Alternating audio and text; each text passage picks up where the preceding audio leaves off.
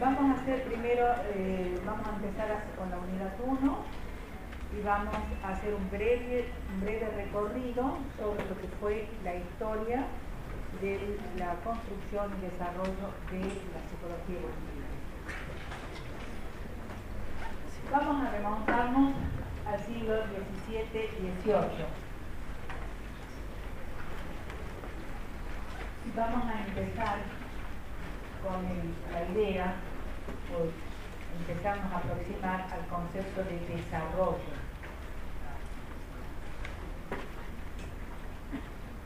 En el desarrollo vamos a pensar que hay un desarrollo tanto individual de la persona como un desarrollo histórico de la ciencia, de la disciplina de psicología evolutiva. Hasta el siglo XVII-XVIII, el desarrollo es concebido como despliegue. Es decir, algo que ya estaba enrollado se despliega.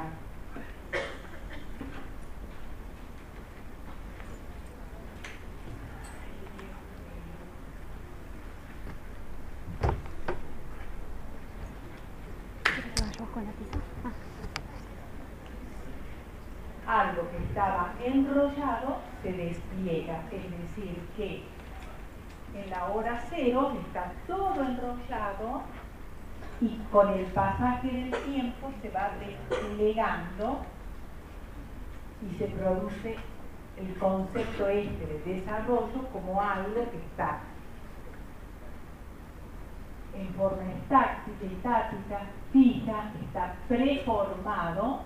Y aparecen todas las teorías preformistas, es decir, que son teorías predeterministas. ¿Por qué? Porque todo el desarrollo final está inserto en la hora cero. Solamente es necesario que pase el tiempo para que se despliegue. En esta etapa, la infancia, en esta época, la infancia se confunde con la adolescencia. Y generalmente, en su relación con el adulto, es lo que le falta llegar a completar. Se habla del niño y del adolescente por los aspectos negativos. Le falta, no posee, no alcanza, no tiene, es imperfecta. Porque lo perfecto es el desarrollo final, ¿no es cierto?, hacia el del adulto.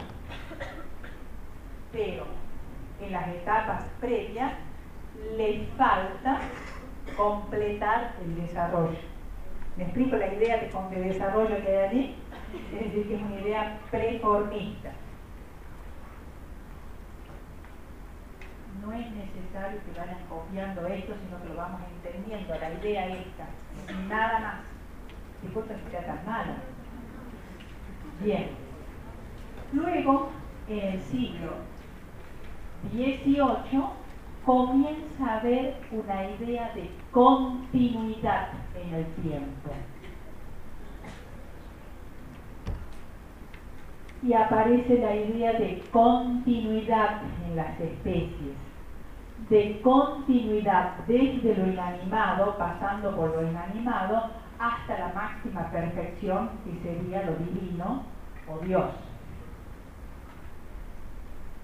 Aquí aparecen, ¿no es cierto?, distintos filósofos de la época, biólogos, etc., en donde, por ejemplo, Rousseau, que es francés y con gran influencia suiza, es decir, suizo-francés, contribuye a que el niño sea considerado con particularidades propias. Por primera vez vemos como que hay una observación específica en donde plantea que el niño es diferente o que tiene características propias que no es que le falta para llegar a ser adulto, sino que es un ser individual diferente al adulto. plantea, ¿no es cierto?, que es una etapa necesaria, crucial para poder llegar al hombre, muestra la importancia de lo que es la etapa del niño y fundamentalmente ve de que, o defiende la tesis de que las características innatas del niño son la bondad. Es decir, que todos nacemos buenos, nobles, y el medio social es el que nos convierte en personas o muy nobles o diferentes. Es decir, que la nobleza, la bondad, es una cualidad propia que viene inserta en el momento del nacimiento. Como si es que la sociedad o lo cultural corrompe esa nobleza, esa bondad natural. Bien, a principios del siglo XIX ya se empiezan a distinguir claramente las tres etapas: niñez, adolescencia y madurez.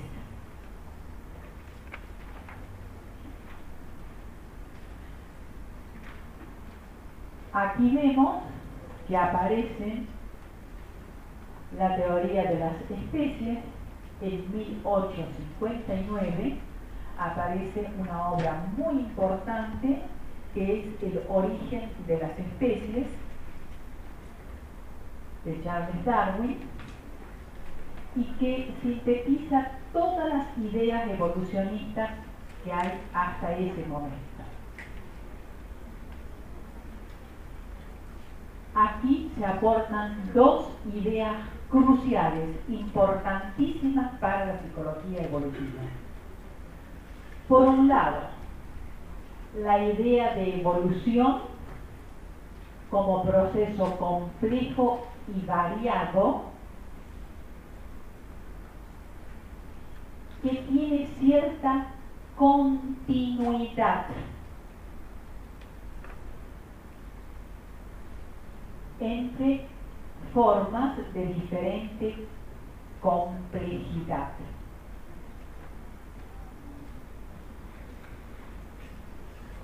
Y después, la idea de organización de los seres vivientes. Esa idea de organización nos referencia a la idea de que cada uno de los seres vivientes o cada una de las especies, y dentro de ellas cada una de las unidades de esa especie, deben ser estudiados como sistemas, en un sistema propio.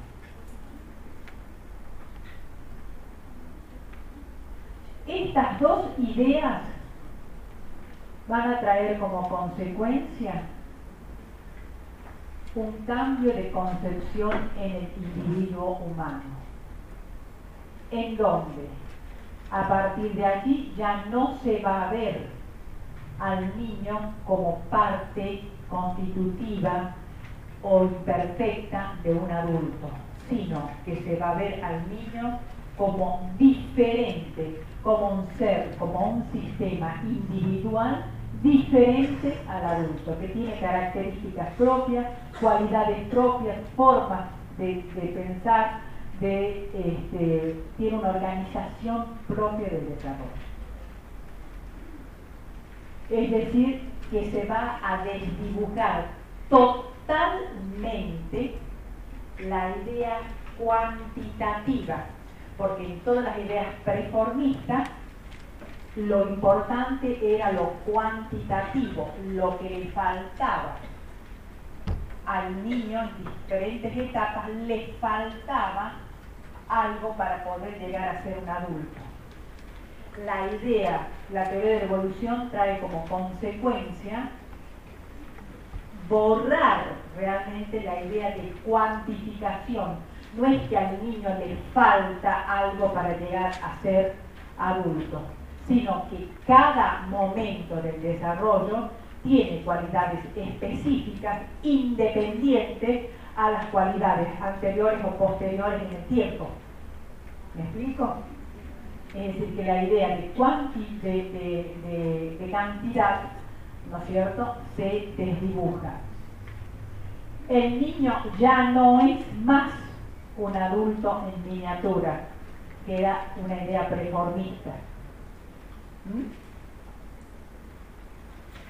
Y así es como el niño se diferencia, la imagen del niño se diferencia progresivamente de la imagen del adulto. A mediados del siglo XIX, vemos que se produce todo un terreno propicio para que comience a desarrollarse específicamente los estudios específicos del niño, ya que el niño ya no es un adulto en miniatura. Bueno, veamos qué es este niño. Bien, aparecen diferentes precursores que estudian al niño. En Estados Unidos aparece Stanley Hall y Baldwin, ya lo vamos a ver. Y en Europa, fundamentalmente, Preller y Binet.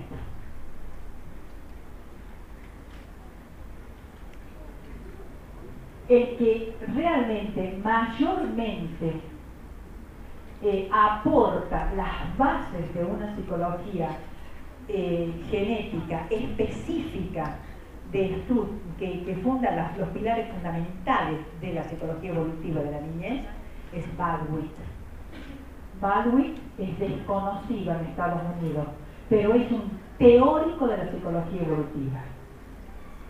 Y es el que da muchísimos, digamos, el que arma los conceptos teóricos básicos de la psicología evolutiva, que luego los va a tomar, por ejemplo, Piaget, y la teoría de Piaget va luego desde Ginebra, se introduce en Estados Unidos a través de Stanley Hall, y se conoce a Baldwin a través de Piaget, pero no a través de su propia teoría.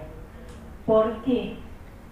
Porque estamos hablando de una época en donde lo que se necesitaba en ese momento eran resoluciones de orden práctico. Entonces, los teóricos puros, ¿no es cierto?, sobre todo arman teoría, pero no dan una solución inmediatamente práctica.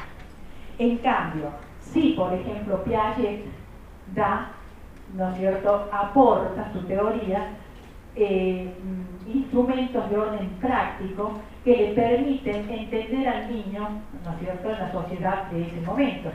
Entonces, de allí es que Baldwin es un tanto como si fuese el Mozart desconocido de la psicología evolutiva, porque es un teórico puro.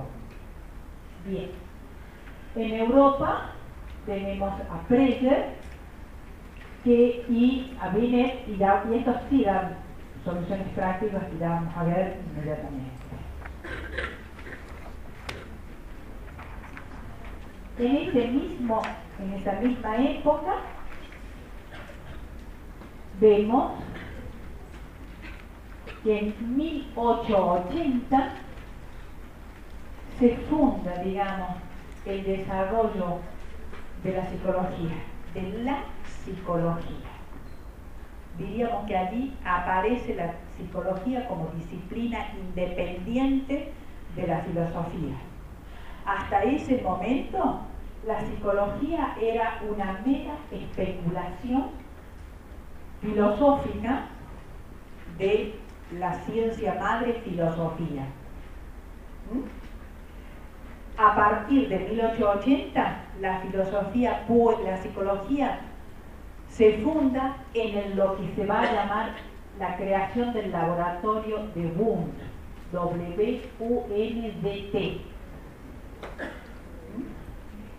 Se crea un laboratorio donde en ese laboratorio se tienen métodos propios. Para que haya una disciplina, que haya una ciencia, es necesario que tenga un objeto de estudio y un método para abordarlo. Hasta ese momento había objeto de estudio que lo tomaba la filosofía, pero no había un método propio para abordar ese objeto de estudio.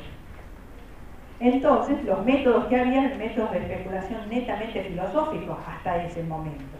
En 1880, la creación de este laboratorio de Wundt hace que muchos problemas de la conducta sean abordados con métodos propios de la psicología.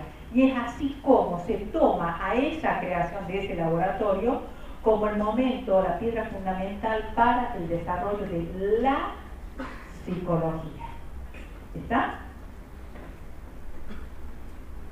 Es el momento de advenimiento de la psicología científica donde se genera allí el método experimental. Y se van a estudiar algunos aspectos de la conducta. Pero cuidado, hasta ese momento se estudia la conducta no como una totalidad, sino aspectos de la conducta. Y esos aspectos serán la sensación, la percepción, la atención, la memoria, la imaginación, etc., con métodos experimentales, no como lo hacía la filosofía. La filosofía sí se interesaba por estos temas, pero no llevaba esto a desarrollo práctico a través del método experimental.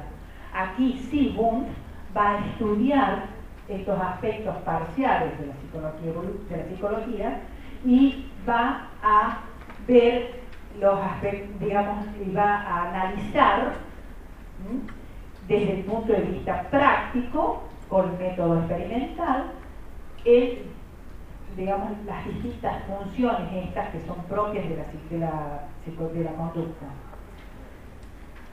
Bien, esto, en la forma que analiza el método experimental, si extrae de la conducta en general aspectos particulares y estudia esos aspectos, decimos que no estudia la conducta en general, sino que estudia aspectos atomistas, es decir, a la conducta la divide y estudia un aspecto en particular. Entonces, atomista.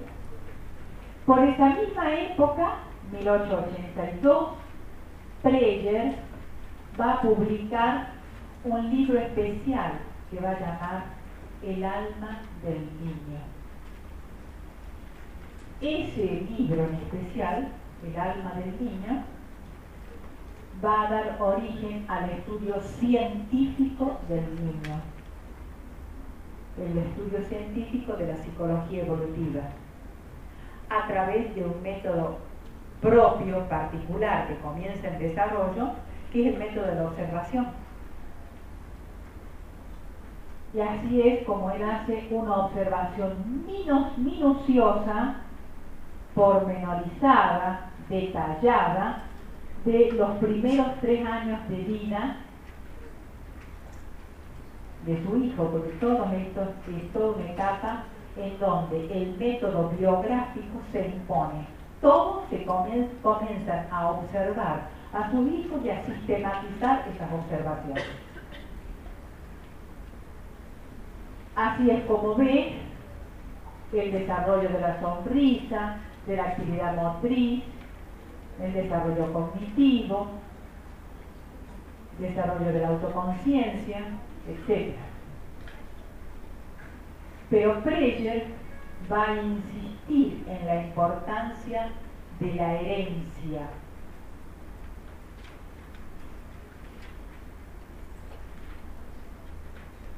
De la herencia para poder explicar los aspectos secuenciales de la conducta. Y va a decir que lo biológico determina características del comportamiento y también parte del desarrollo. No nos olvidemos que él fundamentalmente ve, describe pormenorizadamente aspectos que están muy ligados a lo biológico, como puede ser el desarrollo motriz. Entonces el desarrollo motriz tiene pautas biológicas de maduración que le son absolutamente propias a cada especie. Es decir, que ese aspecto lo hace también introducirse en la idea de herencia y determinación biológica. Por la misma época, decíamos, aparecen muchos otros biólogos y estudiosos o biógrafos que también estudian específicamente el desarrollo de sus hijos. Así es del niño, así es y toman los hijos, que son los que tienen a mano para poderlos observar diariamente. Bien, así es como encontramos a Darwin, que también hace un estudio pormenorizado del desarrollo de sus hijos, Taine, Guillaume, Kessel, Piaget, etc. Hacen un, utilizan el método biográfico y dentro de él la observación como técnica. ¿Está? En esa misma época que esto acontece en Europa, Stanley Hall en Estados Unidos se le debe la organización y la divulgación de la ciencia psicológica. Es decir, eso es lo más importante que hace Stanley Hall. Fundamentalmente, organiza y divulga la psicología dentro del área de Estados Unidos. Sobre todo en un momento en que Estados Unidos se está organizando, ¿no es cierto? Porque no nos olvidemos que en ese momento estamos con la famosa revolución industrial y Estados Unidos se está organizando como país. Entonces aparece la idea que los niños son los hombres del mañana y hay que invertir en la formación de este niño para poder tener la materia prima que nos lleve a poder dar respuesta a toda esta etapa de industrialización. Entonces, allí aparece la importancia de la educación específica del niño y comienza toda la organización escolar del niño, en donde el niño se le invierte educación específica para poder, hacer el futuro hombre americano. Bien.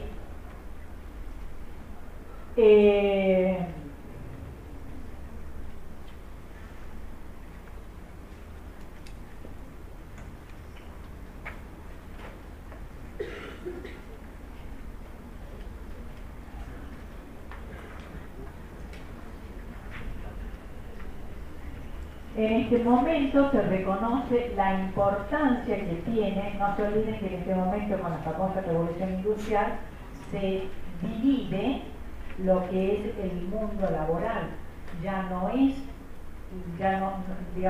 familia no es la unidad económica donde se producen bienes y servicios, sino que aparece la fábrica. Y como aparece un mundo laboral fuera del ámbito familiar, la familia también se divide, es decir, ya miembros de la familia salen y se introducen en un ámbito distinto, lejano, indudablemente la familia queda seccionada gran parte del día, ¿no es cierto? Bien, por otro lado, también, ¿no es cierto?, aparece la nueva formación de las grandes ciudades, donde muchos emigran desde las ciudades, desde el campo a la ciudad, en busca de esas nuevas oportunidades laborales, que son las fábricas, que están en las ciudades. Todo eso trae una transformación en el orden familiar. Y es así como, ya en ese momento, donde el niño, hasta ese momento, el niño estaba ocupado dentro de la actividad familiar, ¿no es cierto?, larguísimas horas, donde el niño contribuía a realizar las tareas de la unidad económica familiar. Pero ¿qué pasa? Como ahora la unidad económica está en la fábrica, el niño, que hasta ese momento se lo veía como sujeto que era capaz de producir trabajo, ¿cómo hacemos para llevar ese niño a la fábrica? comienza también la organización de las leyes laborales para el trabajo de la niñez. Y comienza allí el estudio específico del niño a advertir lo nocivo que es para conformarse a las leyes laborales del trabajo de la niñez. Aparecen muchísimas voces donde se muestra lo nocivo que es para un niño mantenerlo dentro de largas horas de jornadas de trabajo, excluido de la actividad específica del niño. Entonces, todo ese ambiente es el que produce los estudios especiales del niño. Bien.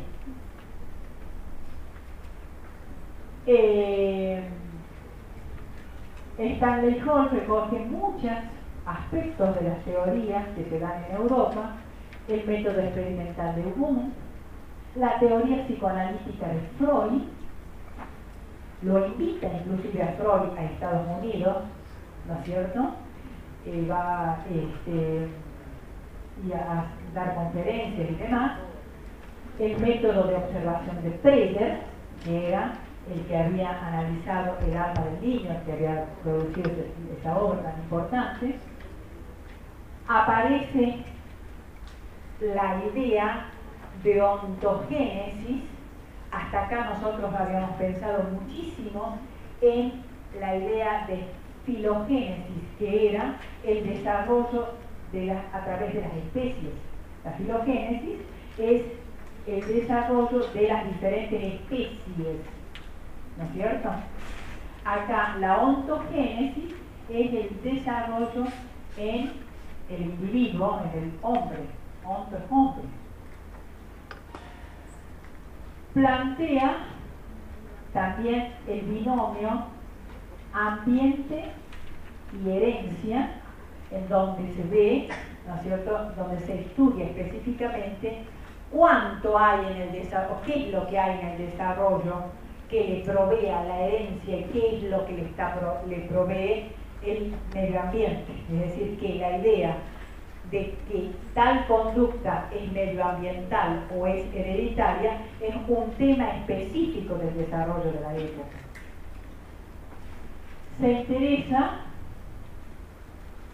por el comportamiento y sobre todo, mirando el comportamiento, le interesa ver las diferencias individuales.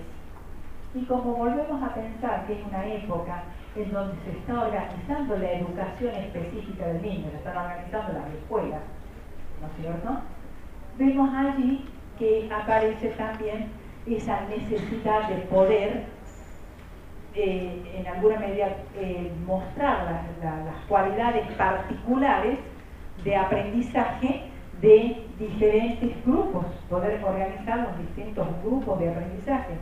¿Me explico? Diferentes grupos de niños.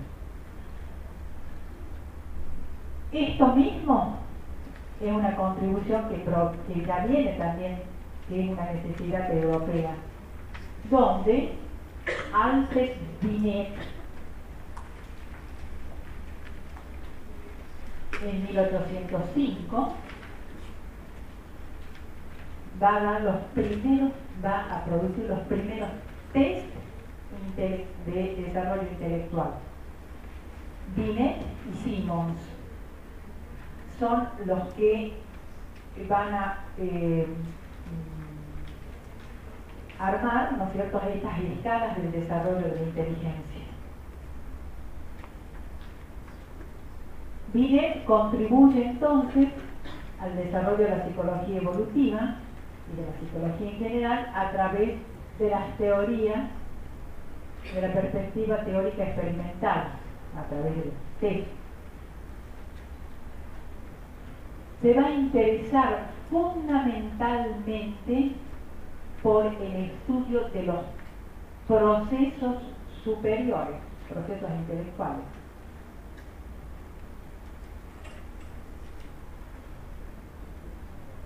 Decíamos, en 1905 se genera la escala de evaluación cognitiva Binet y Simons.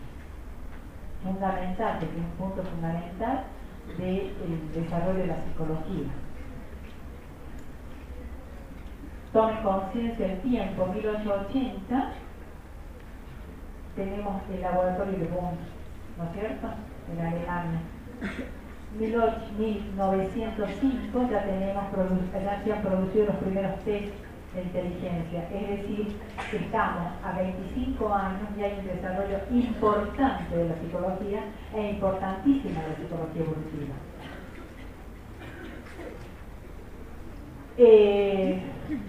Por supuesto va a concebir la inteligencia, ¿no es cierto?, como un órgano, como un sistema total de respuesta, y se opone a lo que es el atomismo clásico. ¿Por qué? Porque ve la respuesta completa, total de la conducta y no específicamente aspectos parciales de la conducta. Entonces la inteligencia como una respuesta total, generalizada ante diferentes situaciones problemáticas. Se interesa por los fenómenos mentales complejos, hace como aporte que la inteligencia no es una característica fija, estable en el individuo, sino que puede variar. Es decir, que las puntuaciones que hacen las pruebas muestran que el individuo varía y que puede mejorar o empeorar su nivel de rendimiento intelectual. Entonces, da una concepción funcionalista de la inteligencia, en donde plantea la inteligencia como la capacidad de adaptación a situaciones nuevas.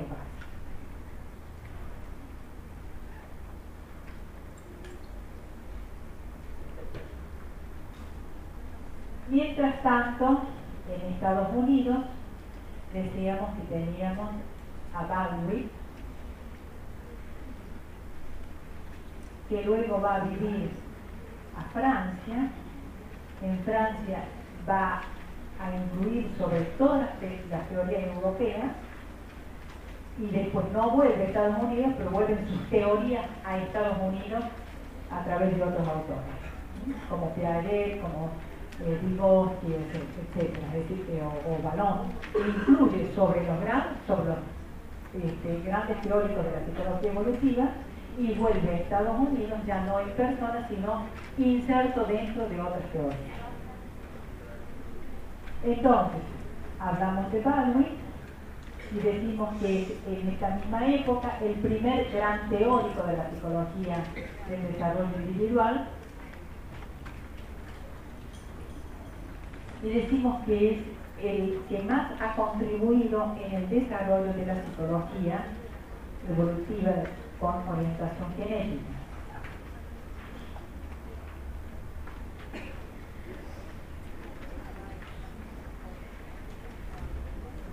Baldwin, desde París, cuando él va a vivir a París, a Francia, va a influir en la psicología evolutiva europea.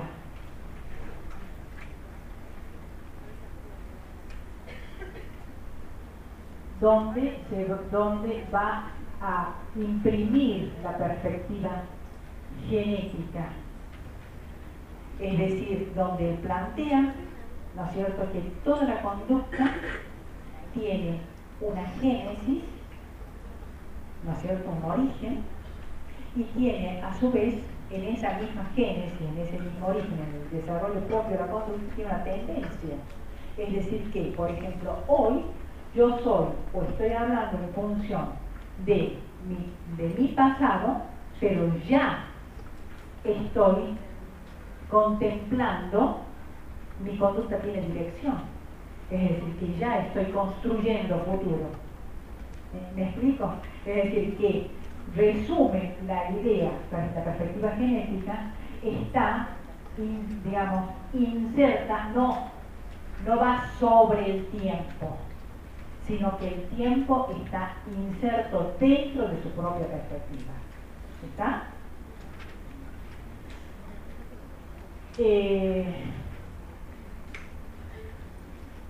le da gran importancia a los procesos de organización biológica y de adaptación. Este tema de organización, adaptación, son conceptos claves que después vamos a ver en otras teorías. Va a organizar la teoría evolutiva del desarrollo del individuo en desarrollos, digamos, en distintos momentos o estadios. Bien. La psicología genética, genético está en referencia a la génesis, al origen, ¿no es cierto? Cada conducta no aparece, digamos, sin tener una base de sustentación que sea una génesis, un origen. Pero en ese mismo origen, ¿no es cierto?, estamos contemplando una dirección. Es decir, la conducta tiene una dirección, tiende hacia algo, tiene un objetivo. Entonces, el objetivo y la génesis se funden en la conducta. No sé si me explico. El origen, la motivación de la conducta, ese motivo tiene una dirección. Y el motivo y la dirección funden en lo que es específicamente la expresión de la conducta. Si la conducta es la mera expresión de motivos internos que están en relación con el contexto en el cual se desarrollan, con la interacción que tiene ese sujeto con su medio, y la conducta se desenvuelve con una dirección, tiene un sentido, tiene un objetivo. ¿Está? Bien.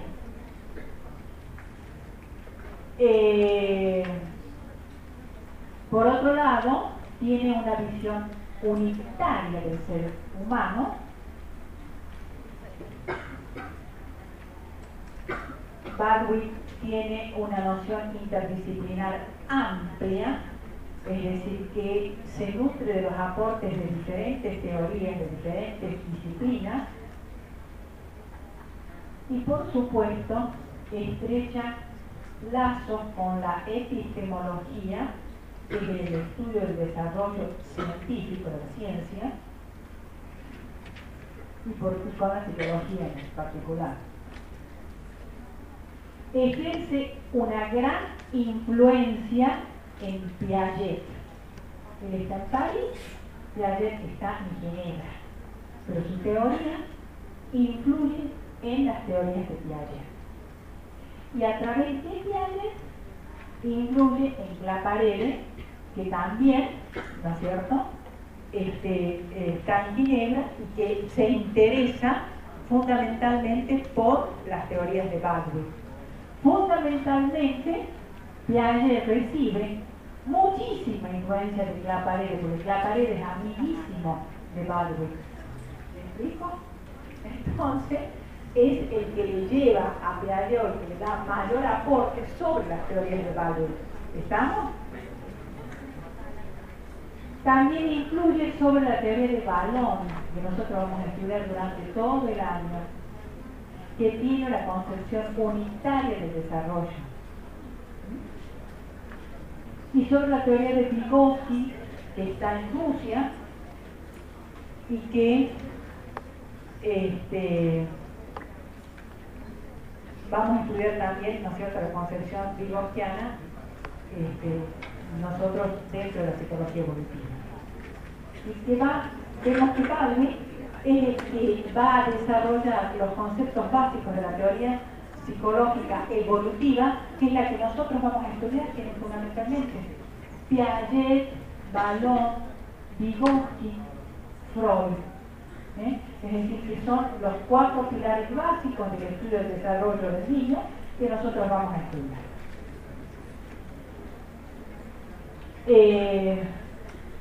Vamos a seguir viendo por qué se interesa Baldwin. Se interesa también por estudiar los aspectos socio-morales y estéticos del individuo. va a definir lo que es reacción circular, término que lo vamos a ver en Piaget. Reacción circular son reacciones que se repiten y se retroalimentan. Después, cuando lo veamos a Piaget, vamos a reconocer este término con muchísima frecuencia. Usa esto Piaget. Va a dar la noción de asimilación y acomodación, términos que también usa Piaget, que son los distintos momentos en que el individuo asimila aspectos del medio y se acomoda, es decir, organiza conductas de formas de acomodación al medio. Bien, la noción de oposición, la noción de imitación diferida, son conceptos que va a utilizar Piaget y que va a utilizar también muchísimo Vallon. Va a desarrollar la tesis de la complementariedad biológica y social, es decir, que tanto lo biológico como lo social son complementarios o aspectos unidos para producir el desarrollo del individuo. La idea de sociabilidad como idea fundamental para el desarrollo de la vida de un niño. Esta idea de complementariedad biológico-social se va a desarrollar específicamente en Vygotsky, en donde va a profundizar sobre las ideas de interacción social y también va a plantear allí, va a desarrollar la tesis de la ontogénesis como guía de la filogénesis. Es decir, como nosotros hasta acá habíamos visto que las teorías biologistas dicen, ¿no es cierto?, que la ontogénesis es decir, el desarrollo del hombre es una reducida y rápida repetición de lo que le aconteció al desarrollo de las diferentes especies. La especie hombre resume los distintos momentos del desarrollo de las diferentes especies. Acá, en función de esa idea, de esa ley fundamental que es que la ontogénesis, digamos, resume la filogénesis, va a interesarse fundamentalmente del estudio específico de cada momento del desarrollo del individuo, referenciando a los distintos momentos del desarrollo de las especies, y esto va a dar lugar a que incorpore lo que luego van a ser las teorías etológicas, es decir, la etología, donde fundamentalmente se va a ver los distintos momentos del desarrollo en relación con las especies, con las distintas especies. Fue ignorado en su país de origen, Estados Unidos, pero triunfó 20 años más tarde a través de Piaget en Estados Unidos, que es lo que les decía, y a través de Vygotsky, de Piaget, fundamentalmente de Piaget y Vygotsky.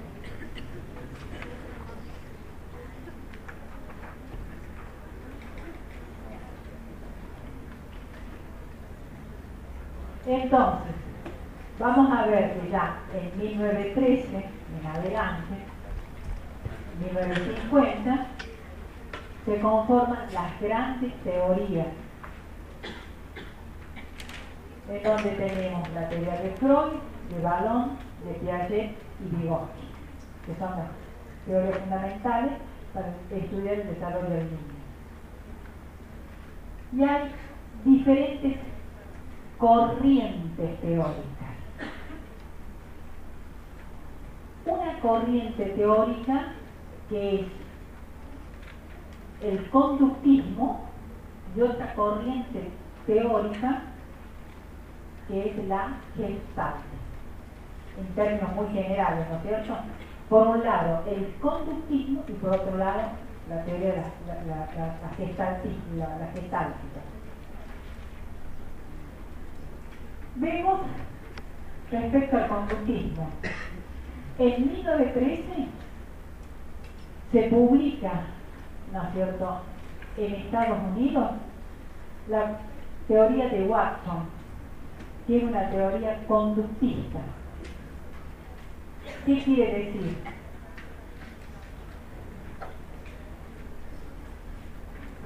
En términos muy generales, la teoría conductista se interesa por estudiar específicamente la conducta visible, como para que podamos ahí introducirnos en esa idea.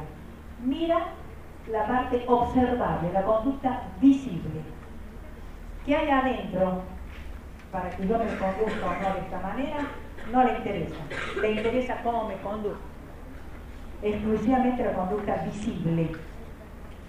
¿Está? Bien. La concepción de desarrollo de los conductistas no es igual a la de los genetistas, porque no le interesa ver los motivos de la conducta, solamente le interesa la conducta visible. Los genetistas dijimos que le interesan los motivos de la conducta, ¿sí? La línea, ¿no es cierto?, o las corrientes teóricas conductistas fundamentalmente son atomistas. ¿Por qué? Porque ven aspectos de la conducta, la atomizan, la dividen a la conducta y describen aspectos específicos. Y son mecanicistas. ¿Por qué? Porque estudian los aspectos observables de la conducta, que están basados en lo que fundamentalmente, en términos muy generales, diríamos en la respuesta condicionada. A un estímulo A tengo una respuesta B. Es decir, que la idea de estímulo-respuesta sería en términos muy generales, pero para tener una primera aproximación de lo que son las teorías conductistas. Por eso decimos, son mecanicistas, porque casi se puede prever ya cuál va a ser la respuesta, ¿no es cierto?, de un estímulo, cuál va a ser la respuesta adecuada a ese estímulo. Es como si fuese un arco reflejo. Bien. Fundamentalmente las teorías conductistas se interesan por ver el comportamiento. Indudablemente el método es experimental y el encuadre es netamente elementarista de un aspecto. Se interesan muchísimo por estudiar aspectos sobre el condicionamiento de los niños. Y por supuesto abren una perspectiva de cómo se puede realizar o no el aprendizaje.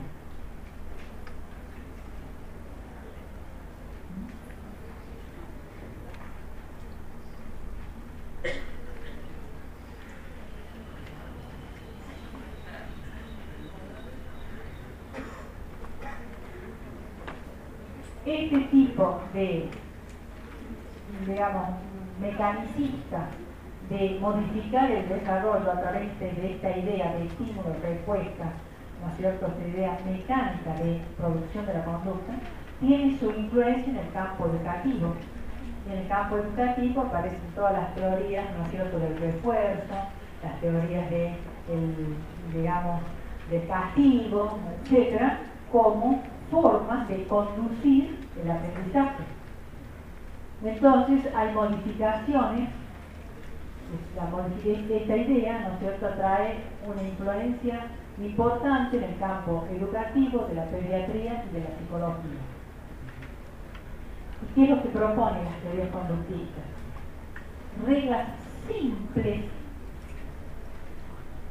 para la adquisición de hábitos, por ejemplo. Da una serie de normas o reglas de cómo se logra, ¿no es cierto?, que se forme un hábito, cómo se logra tal o cual conducta.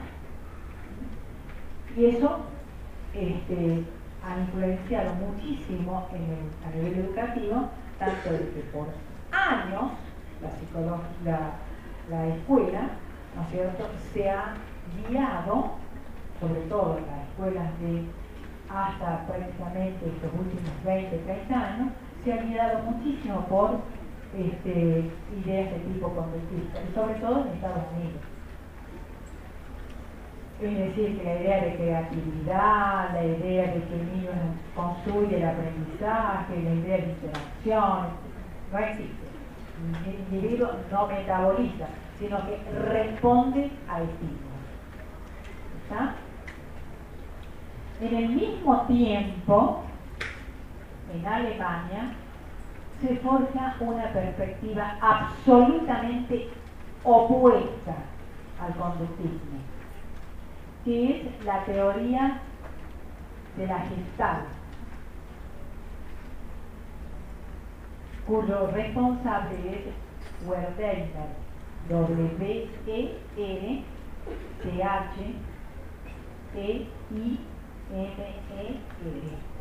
muy difícil para hacerlo en general.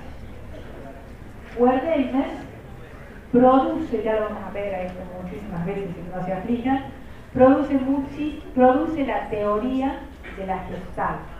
La teoría de la Gestalt dice, ¿no es cierto?, venimos de una idea absolutamente elementalista.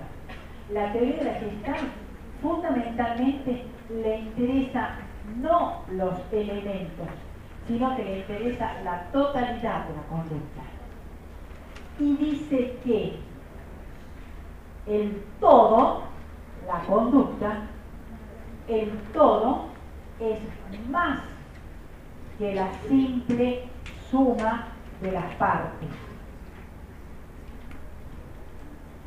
Es decir que si nosotros, por ejemplo, vamos a dar un ejemplo grosero, pero para que nos demos una idea, tenemos un óvalo, dos rayitas con esta organización, así tenemos un todo, pero esos mismos elementos, si los pongo así, tenemos otra organización, y si es que esos mismos elementos los pongo así, tenemos otra organización.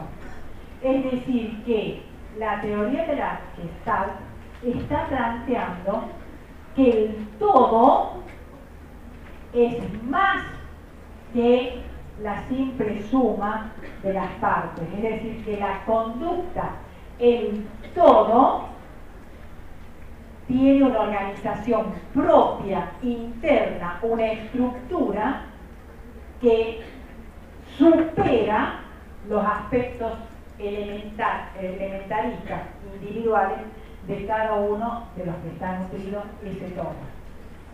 ¿Me explico? Bien.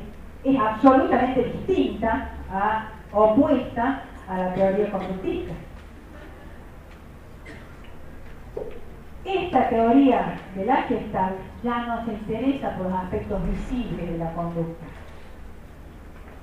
sino se interesa por los procesos psicológicos superiores, por los aspectos internos que producen esa conducta. Una persona que está sentada se está conduciendo. No sé si me explico. Hay muchísimos aspectos que hacen a esa respuesta conductual total. No es solamente desde allí lo que nosotros tenemos que pensar que a lo opuesto de la psicología conductista, lo que le interesa a la teoría esta de la Gestalt son fundamentalmente el estudio de los procesos internos superiores, como la inteligencia, la resolución de problemas, el aprendizaje, la toma de conciencia, la comprensión de las relaciones. El objeto de estudio de la psicología de la Gestalt es la conciencia, es decir, los aspectos internos de la conducta. El método que utiliza es el método fenomenológico, que es la descripción detallada de todos los aspectos que se dan en esa conducta, y por supuesto la observación. Fundamentalmente estudia muchísimo todo lo que tiene que ver con la conducta dentro del campo perceptivo. El encuadre que hace es totalista, a diferencia de ese encuadre reduccionista, ¿no es cierto?, o atomista que hacía la teoría de la conductista. Y el nivel de integración, ¿no es cierto?, del área mente, la cual se desarrolla, es el nivel biológico y psicológico. Integra tanto lo biológico como lo psicológico en una totalidad.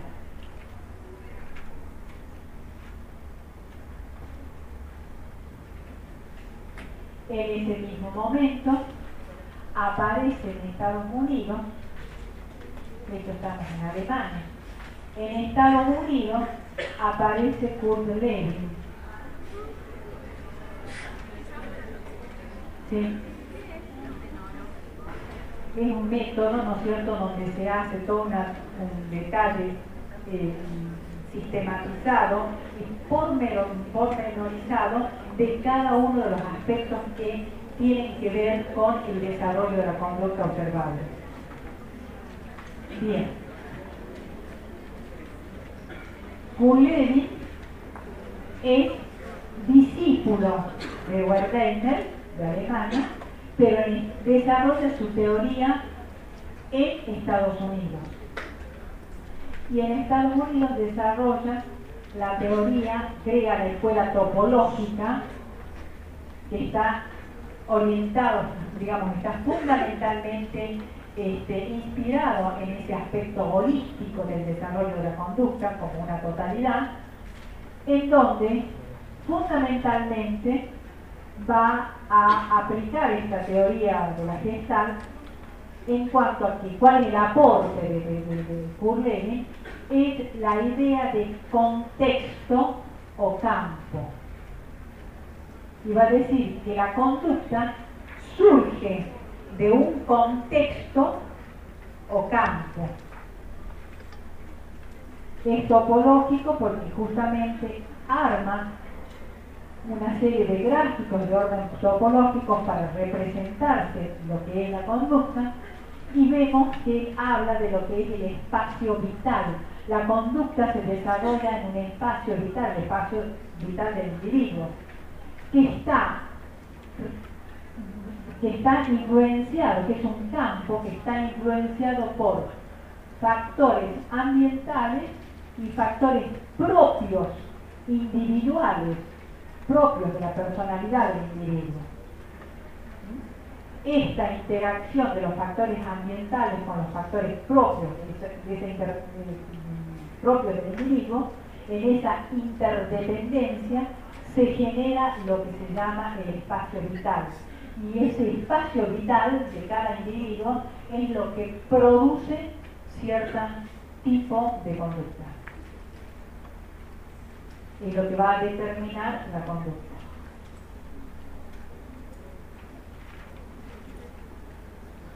Entonces, fundamentalmente,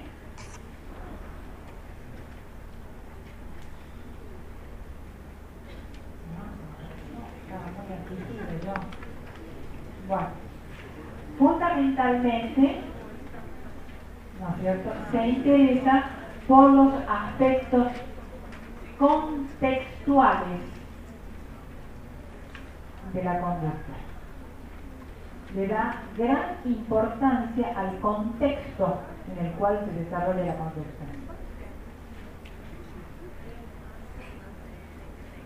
Por supuesto, se interesa por los aspectos motivacionales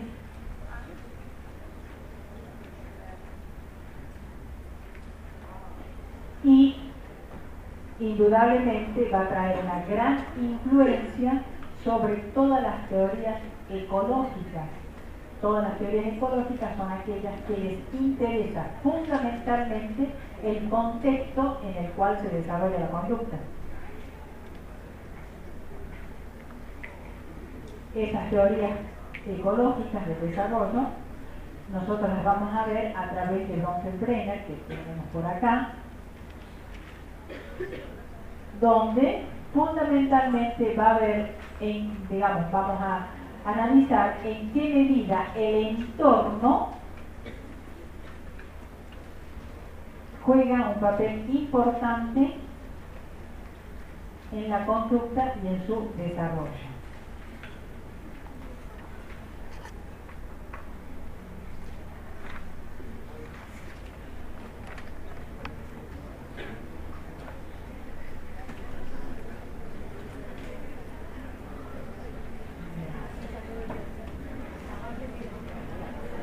Ya terminamos la parte de figura.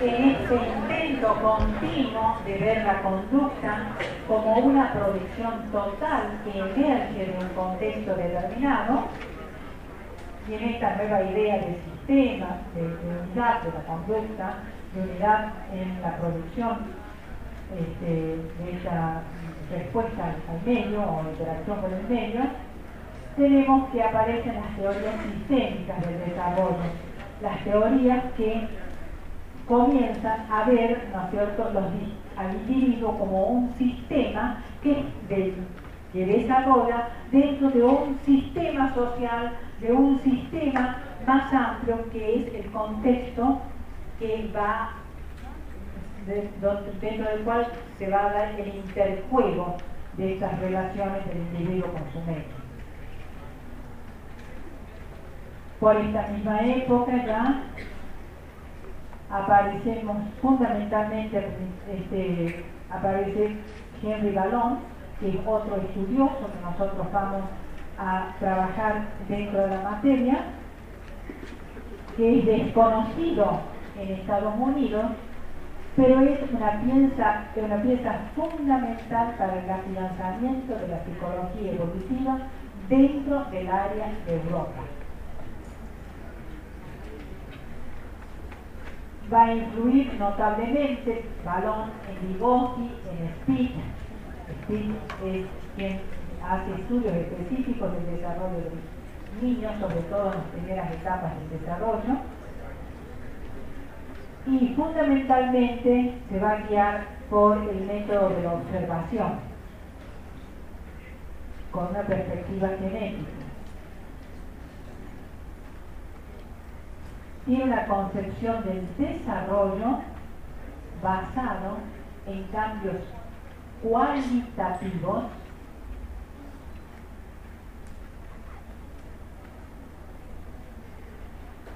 no como habíamos iniciado al principio, que los cambios eran cuantitativos. Acá ya vemos que los cambios de un estado al otro son absolutamente cualitativos. Y por supuesto va a generar y va a determinar distintos momentos o estadios del desarrollo, en donde va a plantear que en cada momento o estadio del desarrollo, el desarrollo en general tiene una continuidad, pero que alberga en sí mismo cierta discontinuidad. en donde se ven conceptos importantes como el de crisis, el de conflicto y el de mutaciones o cambios.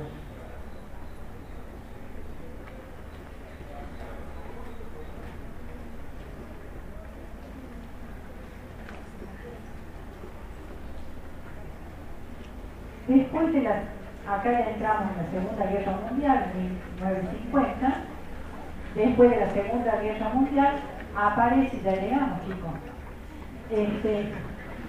aparece la psicología cognitiva, donde la psicología cognitiva va a estudiar fundamentalmente todos los procesos mentales. Es decir, se interesa fundamentalmente por los estudios del desarrollo cognitivo. Y aparece una nueva disciplina que es la lingüística. Y la lingüística va a tener un inmenso desarrollo y sobre todo influencia en diferentes disciplinas. ¿Por qué? Porque la lingüística se interesa fundamentalmente por lo que es el desarrollo del lenguaje. Y comienza a preguntarse qué es el lenguaje. Y si es que pienso con lenguaje. Y si el lenguaje lo he aprendido o está inserto en mí mismo antes de que digamos, antes de que nazca. Si es innato, si es adquirido, cuáles son los aspectos innatos del lenguaje y cuáles no. Si la lingüística va a traer un sinnúmero de problemas que hacen a lo que son la relación de los procesos superiores, la relación entre pensamiento y lenguaje. Entonces, esto va a influenciar, no va a impactar realmente en forma medular a la psicología y por supuesto no solamente en la psicología en general, sino en la psicología evolutiva en particular. Así es como aparecen distintos teóricos específicos del lenguaje, como por ejemplo Chomsky, que es el que va a revolucionar las distintas teorías del desarrollo del lenguaje, porque antes el lenguaje se estudiaba en forma evolutiva, en donde primero aparecía, ¿no es cierto?, el juego vocal, después el balbuceo, después aparecía la palabra frase, después era en forma cuántica, después aparecía, ¿no es cierto?, el binomio, dos palabras, ¿no es cierto?, que ya eran más que una palabra frase. Después aparecía la organización de la estructura de la frase. No sé si me explico, es decir, se iba incorporando distintas formas gramaticales que hacían al desarrollo de la conducta lingüística. A partir del desarrollo de las teorías lingüísticas, indudablemente esto quiebra, porque era como que al desarrollo del lenguaje lo teníamos organizado en función cuántica, cuánto se evolucionaba, hasta al año se tenía, ¿no es cierto?, le pongamos, ¿cuánto eran? 10 palabras, algo así, después a los 2 años, 200, a los 3 años, y por eso era como una forma de analizar una producción en función específicamente de la cantidad, pero no explicar el proceso implícito dentro de la organización lingüística. Esto va a traer importantes influencias, fundamentalmente en Piaget y Vygotsky, que son los dos psicólogos evolutivos que nosotros estudiamos. Piaget va a decir que el lenguaje se genera en la acción, que el pensamiento antecede al lenguaje, que primero está el pensamiento y después aparece la nominación, el lenguaje. Vygotsky va a decir que tanto el pensamiento como el lenguaje son dos procesos independientes, que tienen un desarrollo independiente, que por un lado, ¿no es cierto?, tienen raíces del desarrollo distinto. Por un lado se desarrolla el lenguaje, por otro lado se desarrolla el pensamiento, pero que luego finalmente terminan fundiéndose. Es decir, que la herramienta lingüística comienza a ponerse al servicio del pensamiento y se transforma en que el pensamiento y el lenguaje se fusionan. En una obra muy importante de Vygotsky, que se llama Pensamiento y Lenguaje, explica específicamente esto. Bien. Hasta acá tenemos la presentación de las grandes teorías del desarrollo. Bien. ¿Aburrido, chicos? Poquito. Pero es muy importante porque a ustedes en una hora ya saben todo lo que aconteció en estos últimos 200 años con la psicología y la psicología evolutiva en general. ¿Sí?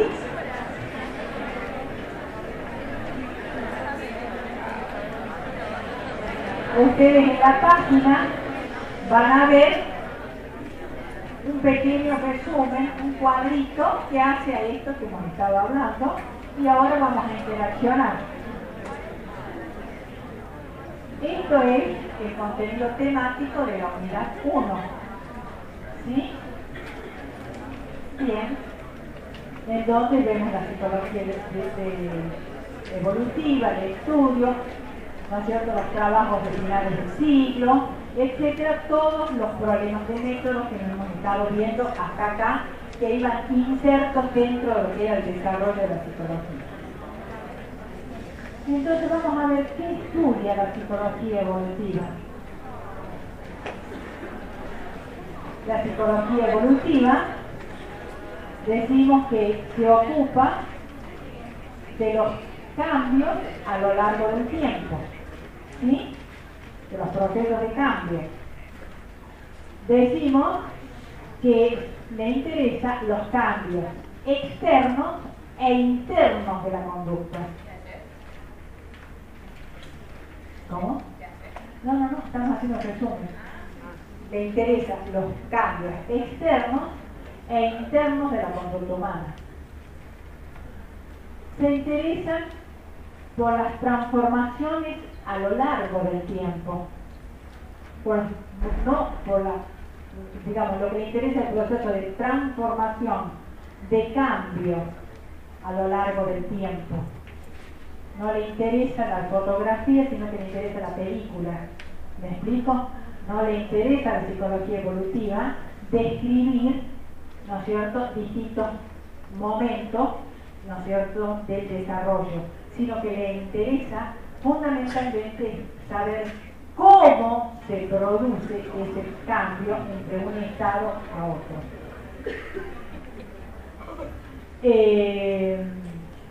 Entonces se interesa por las transformaciones a lo largo del tiempo.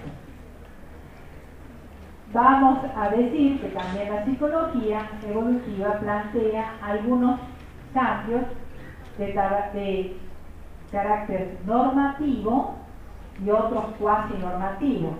Los normativos son los que están más cercanos a lo biológico y los cuasi normativos son los que surgen en interacción con el medio cultural o el contexto en el cual se desarrolla esa conducta. Y esos cambios también están relacionados con la edad y asumen diferentes características.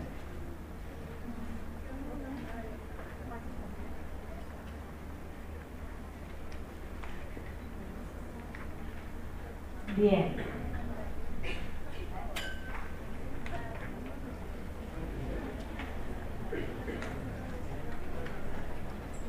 Es decir, que la psicología evolutiva estudia las transformaciones psicológicas que se dan en las personas a lo largo del tiempo.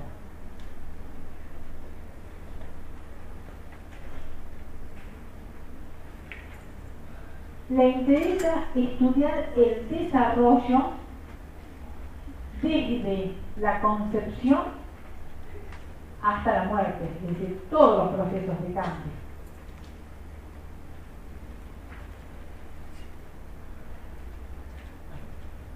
Le interesa estudiar la maduración que está en relación con la edad.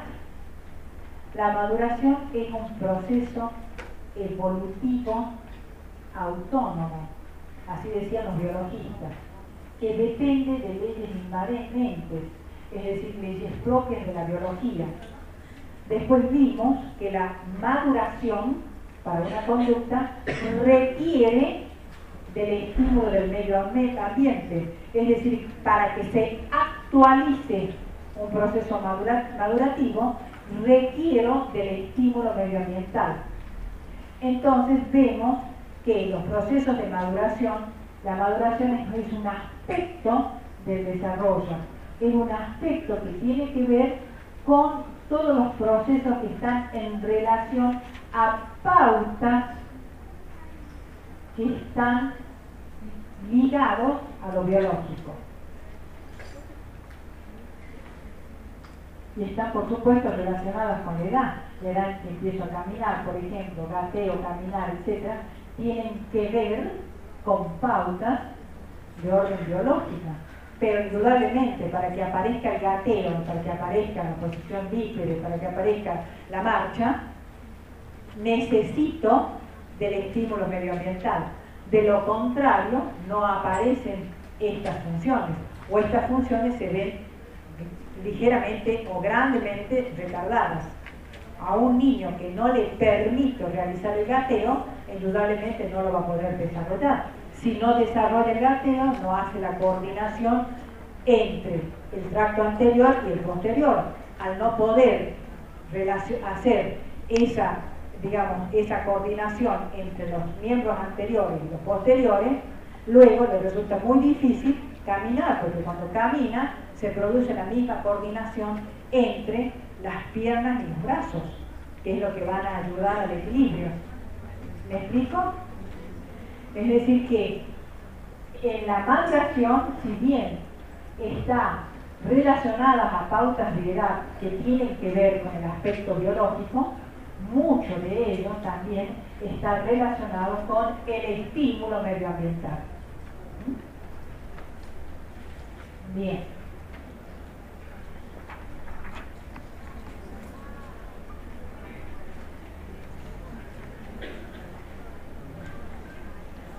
Luego vimos los antecedentes históricos. ¿Sí?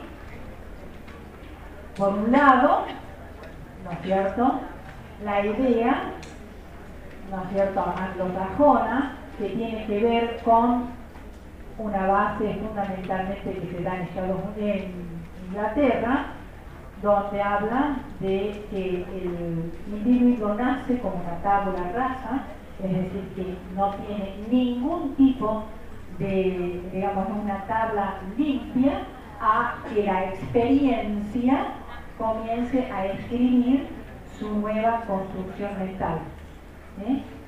Y aquí esto da importancia a la educación. Y después tenemos la posición, es decir, que algunos que dan muchísima importancia a la experiencia, porque el individuo nace como una tabla rasa. Y hay otros que dan muchísima importancia, ¿no es cierto?, a una posición más naturalista, donde el individuo trae consigo aspectos propios a desarrollar.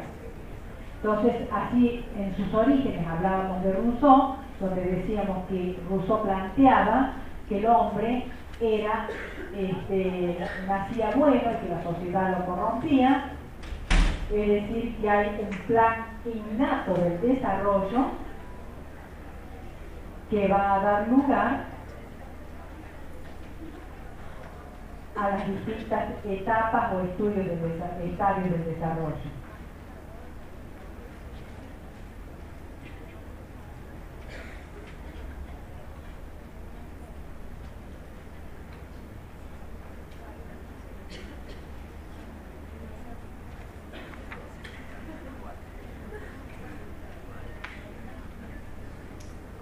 Esto lo van a tener en la página, chicos.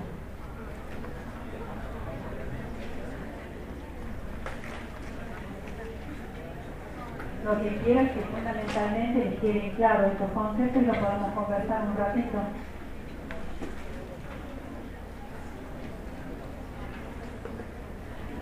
La importancia de la teoría de Darwin para la psicología evolutiva, en tanto va a cambiar toda la perspectiva de la noción de niño, porque aparece la teoría de la evolución, la diversidad de las especies y la idea de selección natural y supervivencia del más apto. Habla de la evolución propia de cada una de las especies, que es lo que va a determinar como filogénesis, y la evolución propia de la especie humana, que es lo que vamos a llamar ontogénesis. Fundamentalmente esto se refleja en la obra que tiene la psicología evolutiva y gran parte de la ciencia en general, ¿sí? Porque saca la idea de preformismo, saca la idea de continuidad, saca la idea de, digamos, de tiempo, la transforma la idea de tiempo, y así es como es la obra de El origen de las especies. Y ni les cuento los temas religiosos que también trae como problema esta psicología evolutiva. Esta obra del origen de las especies.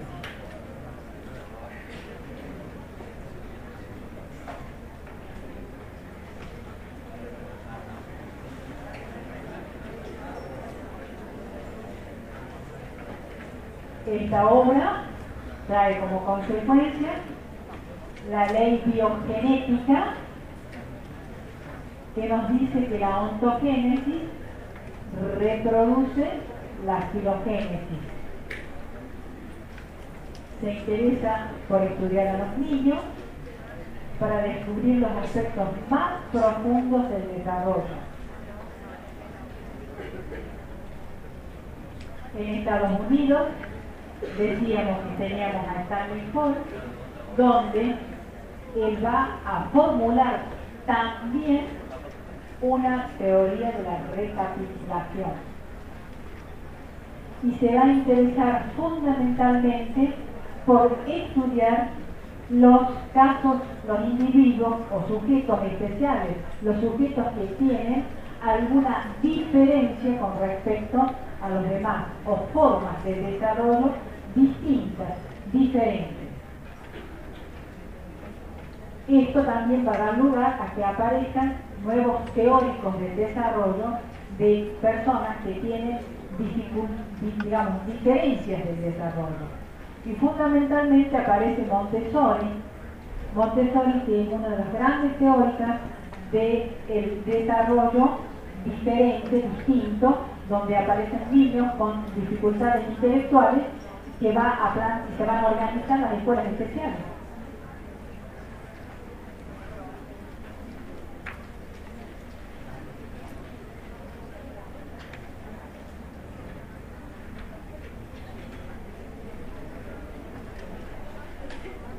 Acá tenemos los precursores, ¿no es cierto?, las primeras observaciones, ¿no es cierto?, sistematizadas, que habíamos mencionado, a Darwin, a Taine, a Pestalozzi, etc., que fundamentalmente cada uno va a ver distintos aspectos del desarrollo.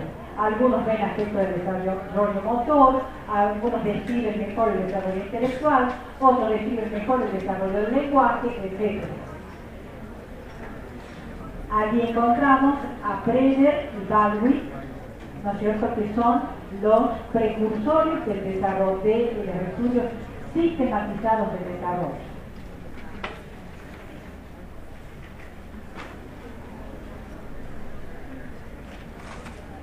Como habíamos visto,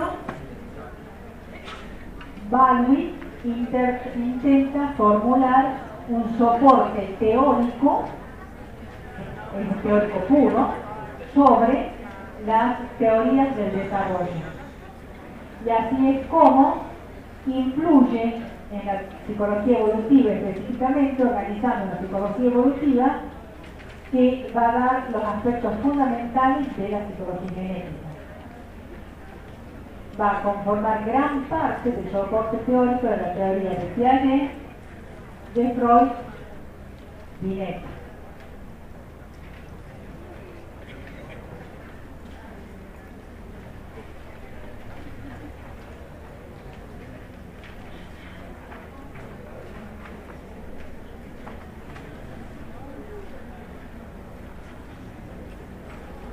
¿Cuáles van a ser las grandes teorías?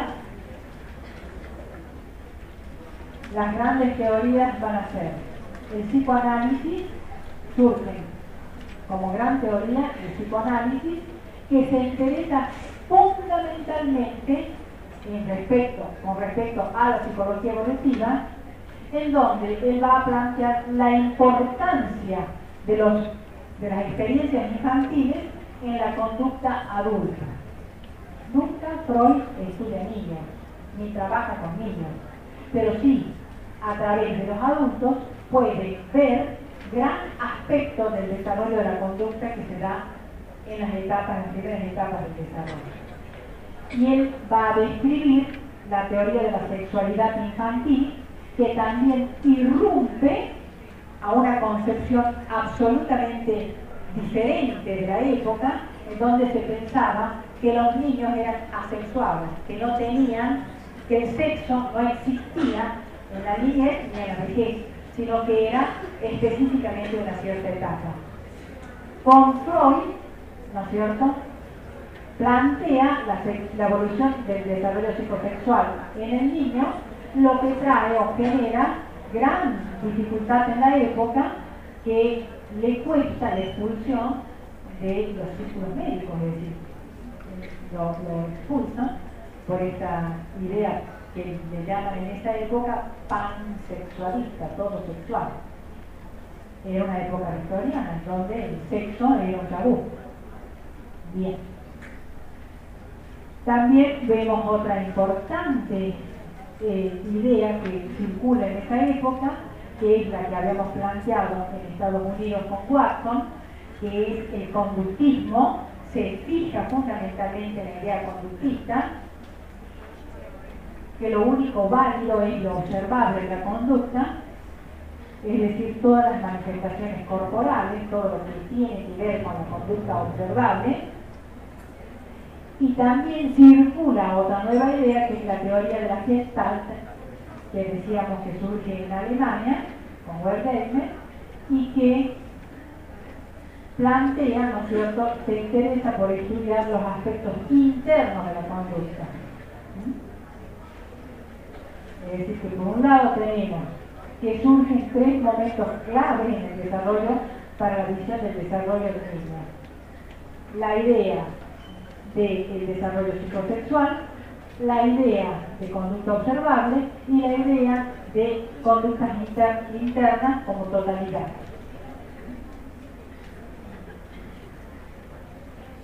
Todo esto, por supuesto, tiene que ver con la importancia que dan a la relación entre el sujeto con el medio.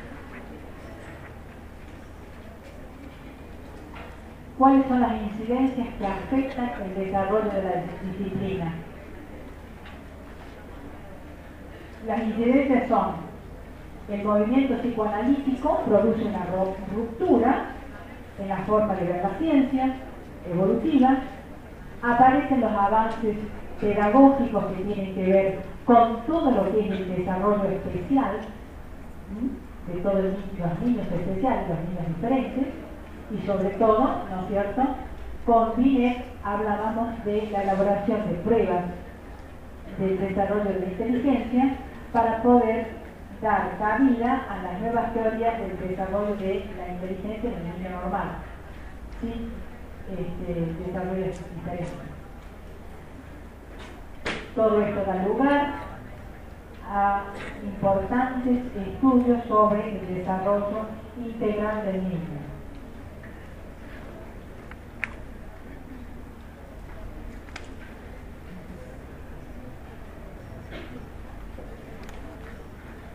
Bien, toda la materia se va a contextuar dentro de lo que fueron estas grandes teorías que decíamos que eran la Gestalt, el conductismo y el psicoanálisis. Todo esto dio lugar a cambios en la mirada del objeto de estudio de la psicología evolutiva. En este caso, el objeto de estudio, el niño. La correlación entre los fenómenos biológicos y afectivos, entre la idea de innato y adquirido. La importancia de la interacción sujeto-medio.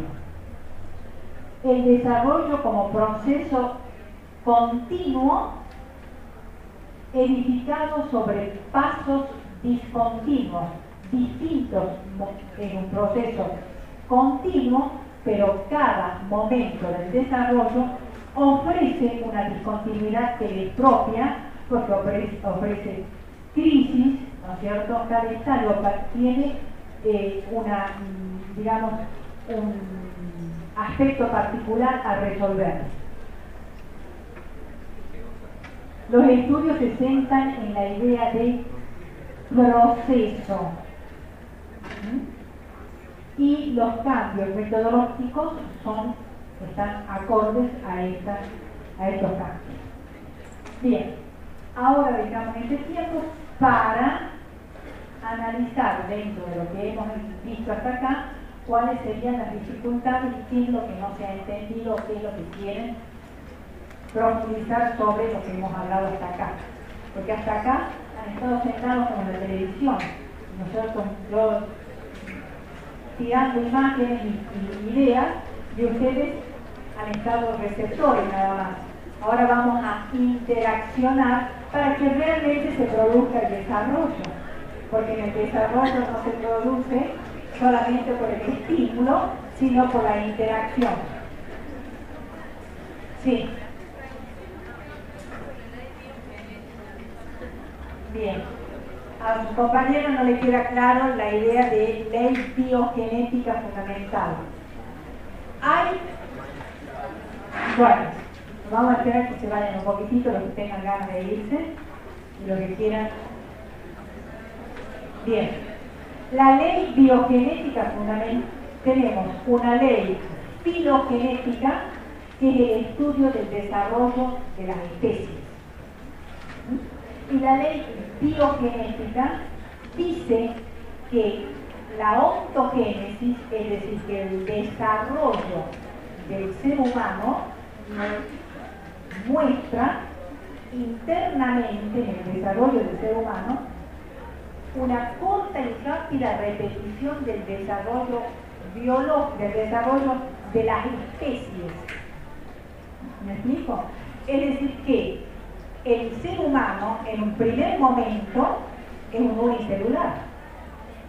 ¿Sí? Las especies, hay especies unicelulares. Después hay especies, ¿no es cierto?, pluricelulares, como le sucede al hombre. En un primer momento también, en la etapa de embriogénesis, ¿no es cierto?, hay una etapa en la cual se desarrolla el individuo, pasa a ser de unicelular a pluricelular. Después habita un medio líquido, por ejemplo, como que también en las especies se vio que en un primer momento las especies se desarrollaron dentro de un medio ambiental líquido, para luego pasar a un estado gaseoso. En el hombre también aparecen exactamente las mismas situaciones. Y se ve, digamos, hay estudios donde se ve hasta la conducta de juego del niño que tiene que ver con la conducta de juego de animales adultos. Es decir, que hay una serie de pautas del desarrollo, ¿no es cierto?, que el hombre cumple como una corta y rápida repetición de lo que fue el desarrollo de las especies. Cuando usted va a encontrar en la bibliografía la idea de ontogénesis, la va a encontrar con dos conceptos que va a tener que precisar. La ontogénesis en forma reducida, específica, se refiere al desarrollo embrionario desde la hora cero hasta que el individuo nace, es decir, a la idea de desarrollo embrionario. Ahí esa es una idea reducida, acotada de la idea de ontogénesis, génesis del desarrollo del hombre. Cuando nace es como que se termina la idea de ontogénesis. Después va a encontrar nuevamente, ¿no es cierto?, según el contexto en el que esté estudiando, la idea de ontogénesis como el proceso del desarrollo del hombre en general, en todas sus etapas, desde la embriogénesis hasta las etapas adultas. ¿Me explico? Eso puede encontrar como diferente en distintas bibliografías. ¿Qué otra idea, qué otra cosa más? Y usted dice que la ontogénesis lleva a la filogénesis. ¿Cómo? Usted dice que la ontogénesis lleva a la filogénesis. No es que guía. ¿Por qué? Porque la ontogénesis es el proceso de desarrollo que se da en un individuo desde la hora cero hasta que se muere. ¿No es cierto? Es el proceso ontogenético, es el proceso de formación tanto biológica como psicológica en en todo su proceso de vida, desde que nace como en su hora cero hasta que se muere. Pero la filogénesis es el estudio específico de cada una de las diferentes especies, desde los unicelulares hasta los multicelulares. La ley biogenética fundamental dice que el hombre hace una corta y rápida repetición en las primeras etapas del desarrollo, tanto embriológico como hasta los 1, 2 o 3 años, de lo que le aconteció al desarrollo de las diferentes especies. ¿Me explico? Eso es lo que dice la ley digamos, de recapitulación, que dice de que el hombre recapitula, lleva en sí la especie humana memoria de lo que le aconteció al desarrollo de las diferentes especies. Y lo ve fundamentalmente, hace una comparación en el desarrollo embriológico. En el desarrollo intrauterino ve claramente las explicaciones de cómo se produce una rápida y corta repetición. ¿Me explico? Bien. Y otra preguntita más.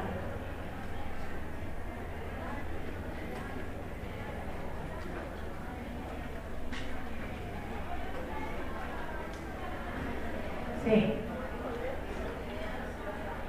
No le escucho. ¿Cómo? Las ideas anglosajonas, ¿no es cierto?, que decíamos recién, son todas las ideas que tienen que ver con el empirismo, ¿no es cierto?, que son las ideas más bien que van desde Inglaterra a Estados Unidos y fundamentalmente se marcan por ideas de tipo conductistas, es decir, de conducta observada, la idea de estímulo-respuesta, la idea de que el hombre en su origen es una tabula rasa y que la experiencia transforma o organiza al individuo, no como el individuo ser que metaboliza el estímulo y produce una conducta que le es propio a cada individuo. Porque la idea de desarrollo que nosotros vamos a manejar es una idea en donde el individuo, cada uno de nosotros, aunque estemos en el mismo lugar, aula, cada uno estamos con un contexto diferente. Y un contexto que tiene que ver con todas las experiencias previas, con todo el background de conocimientos o de ideas que tenemos con respecto al tema que estamos hablando, y cualquier estímulo que se produzca es decodificado de manera distinta. Porque se va a contextuar en la historia personal, pero el individuo es metabolizador del estímulo y da respuesta a ese estímulo de acuerdo a su propio contexto. ¿Ustedes creen que todos han entendido lo mismo? Absolutamente todos han contextuado esta frase de una manera diferente.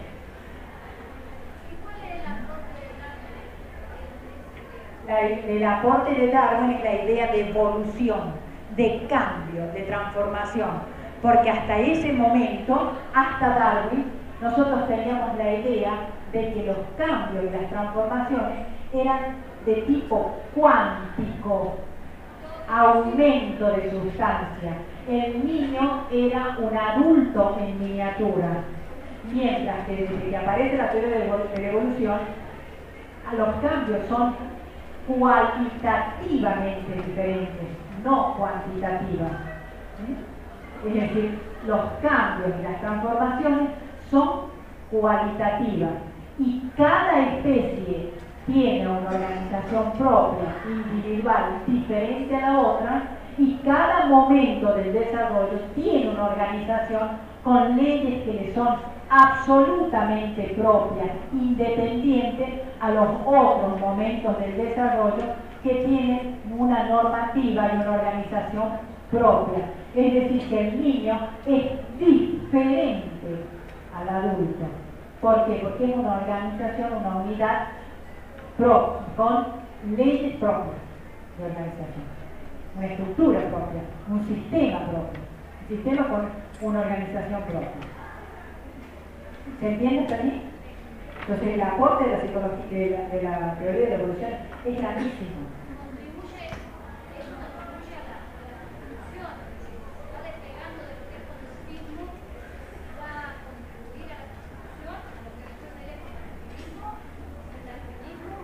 No, no el conductismo aparece después de la teoría de la evolución. Conductismo aparece, ¿no es cierto? Con la idea, ¿no es cierto?, que da, hay una transformación de la noción de tiempo y de visión de lo que es el desarrollo. Hasta la teoría de la evolución, la idea de desarrollo es una idea preformista. Es decir, que en la hora cero se tiene la forma final que se va a desarrollar. Son teorías todas preformistas. Ya en la hora cero tenemos la forma final. Lo único que es necesario es que pase el tiempo. Entonces por eso decimos, el niño es un adulto en miniatura. Cada etapa del desarrollo es más de lo mismo, es cantidad, es más de lo mismo. Por eso al niño se lo define como que por aspectos negativos, le falta altura, le falta lenguaje, le falta aprender tal o cual cosa. ¿Me explico? En cambio, la teoría de la evolución va a cambiar esa noción de preformismo. Es decir, la teoría de la evolución va a modificar esa idea en donde va a plantear, ¿no es cierto?, que cada etapa del desarrollo tiene, o como él plantea, el desarrollo de la especie, cada especie tiene sus leyes y su cualidad propia. Y los cambios son de orden cualitativo, no cuantitativo. Tanto que cuando desarrolla las especies, supongamos, un mosquito tiene tanta validez como especie que los leones. no sé, especie, no sé, como para dar una idea. Cada especie tiene leyes propias y tiene un grado de complejidad propio. Por eso la complejidad de un niño no es menor que la complejidad de un adulto, sino que cada momento del desarrollo tiene su grado de complejidad. Bien, ¿qué otro tema?